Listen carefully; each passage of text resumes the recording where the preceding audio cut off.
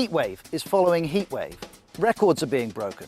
There are wildfires. Schools have been sending children home. Public transport's no fun. And if you're sleeping well through this, you're doing better than me.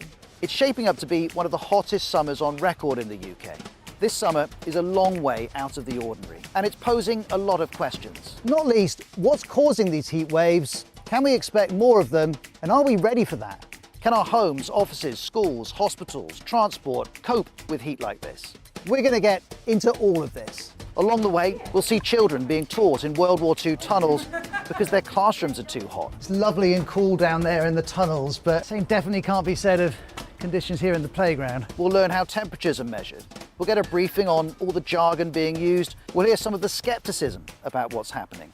And an expert in climate modelling will look into the future for us. I never thought we'd see 40 degrees in a forecast, let alone playing out in the UK. I should mention I'm in Wisley, in Surrey. Earlier this summer, it recorded 36 degrees Celsius, the highest temperature ever recorded here in June. But before I go any further, there are a couple of things I need to be clear on. First, this is the average global temperature. It's going up. The data on this is conclusive. Second, humans are causing this. Here is carbon dioxide concentration in the atmosphere over thousands of years, and then in recent decades. As the UN's leading climate body puts it, human activities, principally through emissions of greenhouse gases, have unequivocally caused global warming. And the Met Office says that is leading to more frequent and more intense summer heat waves. So that's clear, but I want to better understand some of the features of heat waves and some of the language that we're using around them. I'm going to get help throughout this video. First up is Ben Rich from BBC Weather. Right, Ben, first things first, we're all talking about heat waves, but I would quite like a definition of one. So a heat wave here in the UK is 3 days in a row of temperatures above a threshold, which varies depending on where in the UK you are. So 25 degrees across Scotland, Northern Ireland, Western England, Wales, to 28 degrees in London and the home counties. What's a heat spike? We're hearing a lot about them. Yeah, so a heat spike is where the temperature climbs very, very quickly over just 1 or 2 days. So maybe just in a couple of days, the temperatures might climb by 5 to 10 degrees. We can find ourselves in periods of hot weather very, very quickly. But are heat spikes more common now than they would have been 100 years ago? There are some factors that do seem to be making them more likely.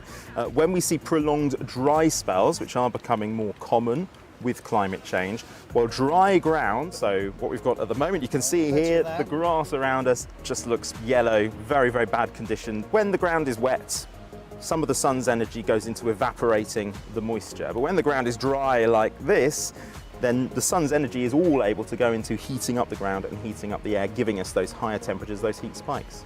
The next thing I want to ask you about are heat domes. So a heat dome is one of the main ways in which a heat wave can develop, and a heat dome is essentially just a big area of high pressure plonked on top of the same area. It sits there for a long period of time.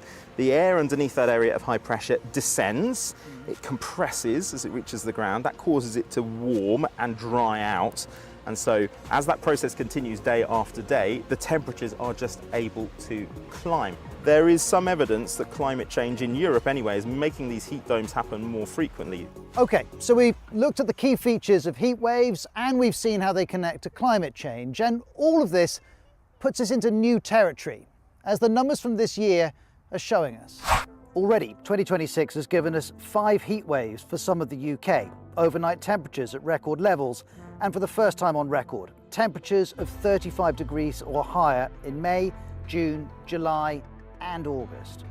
Now, lest there's any doubt, none of this is normal. Not that everyone accepts that, and even some of those who do are saying, well, what's the fuss about?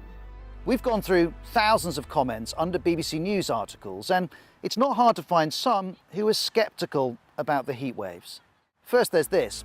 One person writes, yes, it's hot, that's because it's summer. There are plenty of comments like this. There are lots of references to 1976 as well. Now, I was around, though I was a bit young to remember 1976, but I've heard plenty about it.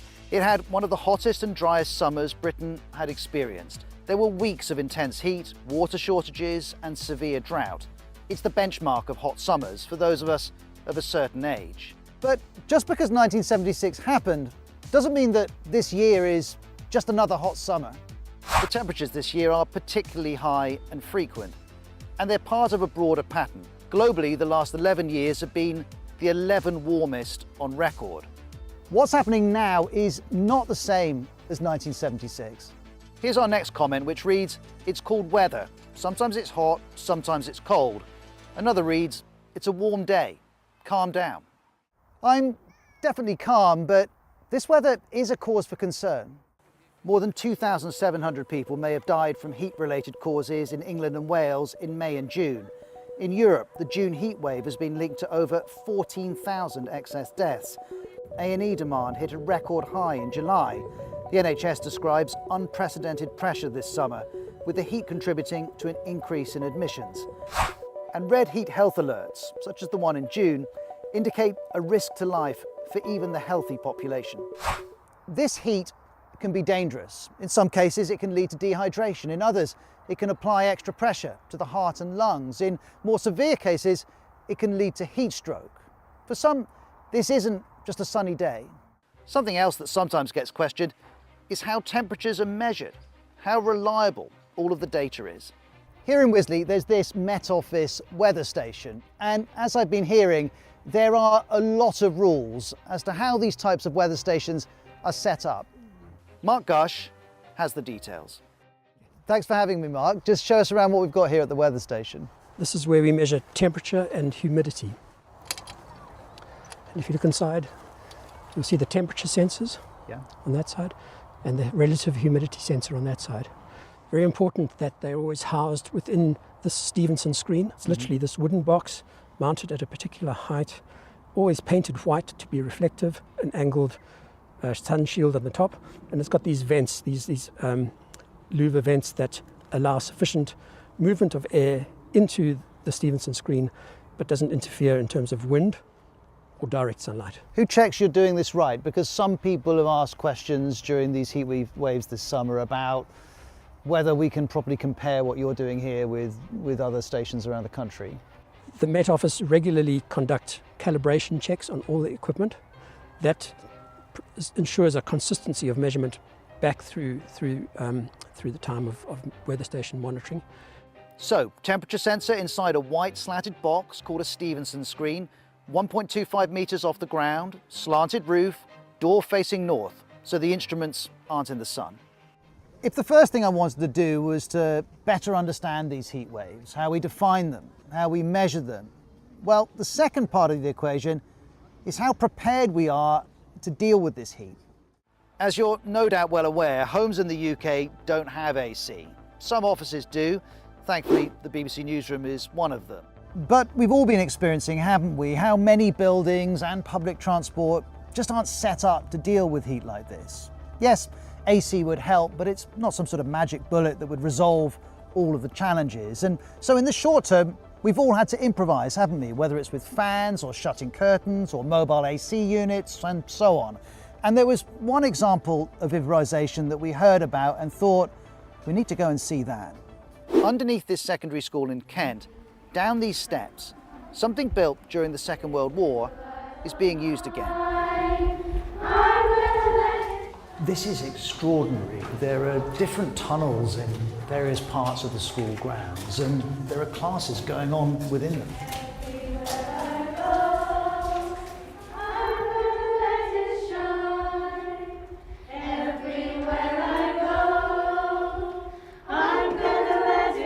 It was this summer we went, this is crazy not using it for the students because it's so cool. It's like an air-conditioned room to come down here.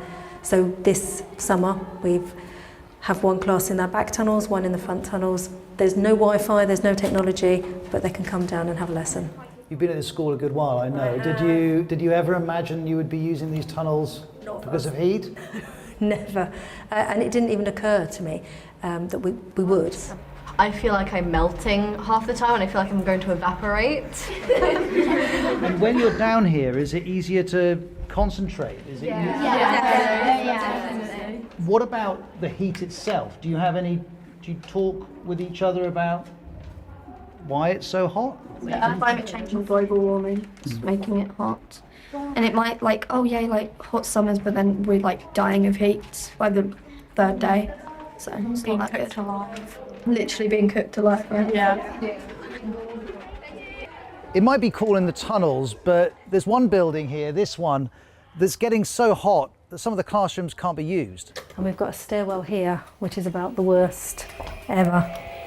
And you're just not able to use some of this? No, not at all. When you joined the school, would it ever have been the case that you would not use this block? No, it's only been the last couple of summers. So this is just one of the rooms.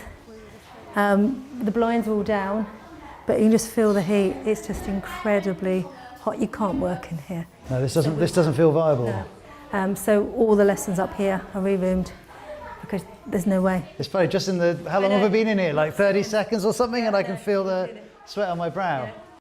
Schools, hospitals, offices, public transport, house builders and more are all having to consider if they're going to need to adapt to deal with our changing climate. For example, the Department for Education has pledged £710 million towards upgrading school buildings in England. That includes measures to help increase resilience to climate change. Adaptation is the word used to describe updating our buildings for a changing climate. And there's work to do. Emma Howard-Boyd is an expert in this. We're just not ready for the environment, the weather that we're experiencing right now. The heat waves and the things that come alongside, coincide with heat waves are just becoming ever more present. It's very clear that heat waves and the recent heat waves we've been experiencing in the UK have taken people by surprise. And we're now playing massive catch-up. So if we were to make a checklist of things that are the priority to do for the country as a whole with reference to buildings and heat, what would be at the top of the list? I think there are things that we can borrow from other countries that have been incredibly effective, and also borrow from the past. So using awnings, using shading, using the way that air can circulate in and around buildings, the materials we use. We need to stop seeing this as a cost, but also and seeing this as an investment in keeping the country running, keeping the country safe to live in. Okay, let's think about where we've got to. We've looked at how to define and measure heat waves and at how they connect to climate change. We've also discussed how ready we are for more of them, but there are two other things I'd like to look at too. The first is this. One person under a BBC article writes, "Is no one aware that the El Niño weather phenomenon is happening right now?" Well, yes, El Niño is happening, but it's not the reason these heat waves are happening. I checked in on this with Ben Rich. El Niño, of course, is this naturally occurring climate phenomenon in the Pacific Ocean. You get very warm water pooling over the eastern side of the Pacific, trade winds disrupted in the Pacific. It can have a big impact on global weather patterns. In fact, the main effect that El Niño has in the UK, or can have, is to give us colder weather later in the winter. It's more of a winter phenomenon for us. So this heat wave, no, is really not down to El Niño. So it's not El Niño. And then finally, to the question hanging over this summer, is this how it's going to be? Well, global carbon emissions are still at record highs. The average global temperature is still going up. So what's coming our way?